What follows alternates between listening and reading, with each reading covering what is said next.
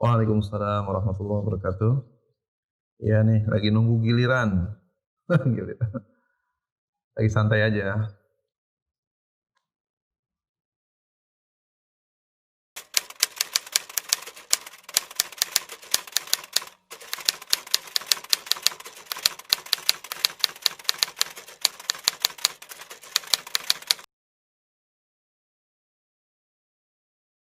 Berkaitan tentang berkaitan tentang nyawa manusia.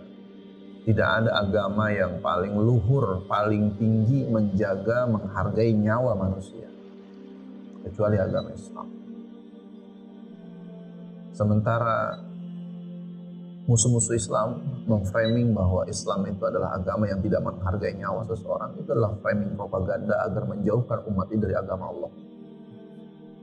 Pada dasarnya bahwa ketika agama Islam, syariat Islam itu diberlakukan dengan sebaik-baik dan dengan sempurna,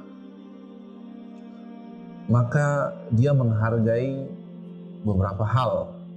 Yang pertama ada hifdzuddin, ada menjaga agama. Tidak ada agama manapun yang paling menjaga toleransi agama di luar agama Islam kecuali agama Islam. Bahkan seorang Patrick Joshua di Turki, dia sampai berkata, sesungguhnya kami lebih suka dipimpin oleh orang-orang Turki dibandingkan oleh Kristen Ortodoks. Itu menunjukkan bahwa seorang Patrick Joshua saja yang beragama Kristen saja, beragama Nasrani saja, itu lebih suka dipimpin kaum muslimin sepanjang kekhilafahan Turki Utsmani di Turki dibandingkan dipimpin oleh Kristen atau agama mereka sendiri, karena mereka saling menghargai agama. Dan yang kedua, ketika agama Islam itu ditegakkan secara baik dan sempurna, maka dia akan menjaga yang disebut dengan hifdzun nasl, menjaga keturunan. Agama Islam adalah agama yang sangat menghargai keturunan, nasab seseorang. Karena itu agama Islam mengharamkan sesuatu yang bisa merusak keturunan, salah satunya adalah perzinahan. Baru yang ketiga adalah menghargai nyawa seseorang. Bahkan di dalam Al-Quran dikatakan, siapa orang yang membunuh satu nyawa, satu jiwa, setara dia dengan membunuh seluruh manusia. Ini menunjukkan bahwa agama Islam sangat menghargai. Dan agama Islam tidak mungkin mensyariatkan menumpahkan darah manusia kecuali di tempatnya yang hak, di tempatnya yang benar.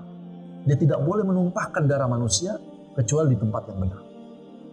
Oleh karena itulah, ketika kita melihat fenomena yang terjadi akhir-akhir ini, betapa seseorang mulai tidak menghargai nyawa seseorang, itu sesuatu yang lumrah sebenarnya ketika syariat Islam ini tidak diterapkan secara baik dan sempurna.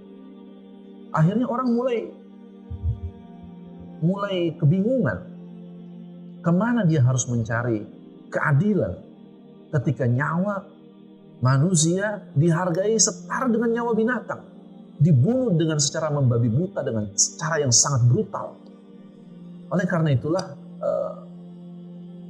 seseorang yang menghilangkan nyawa, apalagi itu adalah orang yang beriman atau seorang muslim, maka tempatnya di neraka jahanam bila dia tidak ada landasan dasar yang kuat menurut agamanya.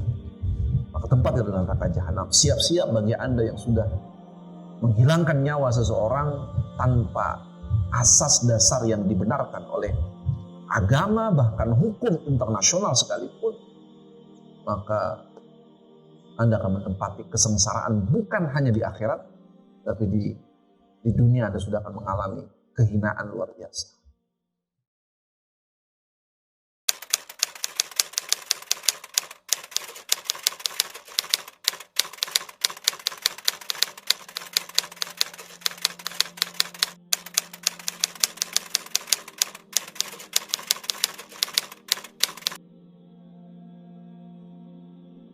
Di zaman Rasulullah SAW, persisnya pada tahun keempat Hijriah, ada dua peristiwa yang sangat memilukan. Bahkan dikatakan bahwa Rasulullah SAW tidak pernah memiliki wajah yang sesedih itu, kecuali pada peristiwa pembantaian kaum muslimin di tahun itu. Persisnya tahun 4 Hijriah. Saat ada beberapa kabilah Arab, kabilah Hudail dan kabilah Al-Qurrah datang menemui Nabi SAW untuk meminta para personilnya untuk mengajarkan ilmu agama kepadanya. Maka kemudian Rasulullah SAW mengizinkan dikirimlah 10 orang sahabat terbaik Rasulullah SAW. Dan saat itu jalan pula saat itu bersama dengan 10 orang ini adalah Khubayb dan Zaid. Khubayb dan Zaid ini kemudian bersama dengan rombongan 10 orang ini adalah 2 orang sahabat Nabi yang selamat dari pembantaian di Raji, wilayah Raji. Maka disebut dengan tragedi Raji. 10 orang ini kemudian tanpa pandang bulu, kabilah dari Najd ini kemudian membantai 10 orang ini. Dan 2 orang kabur ke sebuah lembah bukit karena saat itu mereka dikepung 200 pasukan orang-orang kafir yang mereka dijebak. Mereka meminta kepada Rasulullah untuk mengajarkan ilmu agama karena mereka ingin masuk dalam agama Islam, mengenal agama Islam. Tapi kemudian mereka menjebak orang-orang kafir ini, menjebak para sahabat ini, kemudian sampailah terjadi tragedi yang disebut dengan tragedi Raji. Selang beberapa bulan, hanya kisaran beberapa bulan, tidak lama setelah tragedi ini, dan 2 orang Khubayb bin Adi dan Zaid ini sampai dalam riwayat sampai dia terpojok di sebuah lembah bukit berhadapan dengan 200 pasukan. Bahkan mereka tidak mau untuk mundur. Bahkan Zaid rela untuk mencabut anak panahnya serung dan ditumpahkan kepada orang kafir yang jumlahnya ada 200. Dia katakan, aku tidak menginginkan jasadku ditangkap oleh orang-orang kafir. Lebih baik aku mati dalam peperangan. Anak panah yang begitu banyak disemburkan. Tombak yang begitu sudah siap dilemparkan. Sampai sisa pedang yang kemudian akhirnya habis tenaga dan 2 orang yang ditangkap. Khubayb bin Adi, Masya Allah, adalah pelajaran mahal bagi jiwa seseorang yang mencintai Nabi SAW. Bahkan Khubayb bin Adi dan Zaid ini dijual oleh orang-orang kafir Quraisy, dan salah satunya adalah Abu Sufyan yang mereka punya dendam kesumat. Pada saat itu kan baru tahun 4 Hijriah. Tahun 2 Hijriah baru terjadi perang Badar, artinya 2 tahun yang lalu mereka dibantai. Ayahnya dibantai oleh 2 orang ini, Zaid dan Khubayb bin Adi. Dan Masya Allah, Khubayb bin Adi begitu ditangkap dan siap disalib, dan inilah peristiwa penyaliban pertama manusia di zaman Rasulullah SAW, adalah Khubayb bin Adi. Sebelum disalib dan disemburkan anak panah yang berupa ribuan anak panah itu, dihukum mati, Khubayb sempat ditawari oleh Abu Sufyan saat itu. Maukah kamu hidup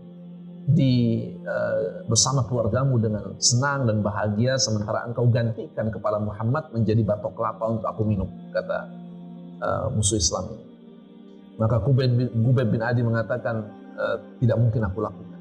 Seandainya ada duri yang menempel di kaki Rasulullah SAW malam hari, sungguh aku dan keluargaku tidak akan pernah bisa tidur. La haula wala quwwata illa billah. Betapa cintanya mereka kepada Rasulullah SAW. Selang beberapa bulan, Rasulullah pun diminta lagi oleh salah satu kabilah yang berbeda tentu. Tapi ini pun jebakan yang kedua. Ini juga pelajaran mahal kepada kita bahwa dakwah itu dalam kondisi genting dan sempit sekalipun itu tetap harus dilakukan. Akhirnya Rasul mengirim jumlah yang lebih banyak karena khawatir kejadian yang sama terulang lagi. Maka benar saja kejadian yang sama terulang lagi. Rasul mengirim utusan 70 orang mukri, seorang penghafal Quran, dan 70 orang ini dibantai secara sadis oleh orang-orang kafir saat itu di pinggir sumur Ma'unah. Makanya tragedi ini disebut dengan Bir Ma'unah. Jadi Masya Allah, ini gambaran tentang masyarakat Arab Badui. Ini adalah masyarakat Arab Badui, musuh Nabi yang ketiga. Karena musuh Nabi itu banyak, salah satunya adalah Arab Badui. Ini mereka merencanakan sebuah konspirasi jahat, dan itu lahir dari Islamofobia, kebencian terhadap Islam yang luar biasa dalam mereka kepada Rasulullah dan kaum muslimin, sehingga mereka menyusun rencana demi rencana makar demi makar untuk membantai, menghilangkan nyawa kaum muslimin. Dan jumlahnya ada sekitar 70. Hanya satu yang disisakan, satu orang yang disisakan. Mereka berharap satu orang ini diulur kematiannya secara perlahan, walaupun mereka ternyata tidak menduga sahabat yang mulia yang satu orang yang dilepaskan ini ternyata hidup sampai perang Khandaq nanti. La haula wala quwata illa billah.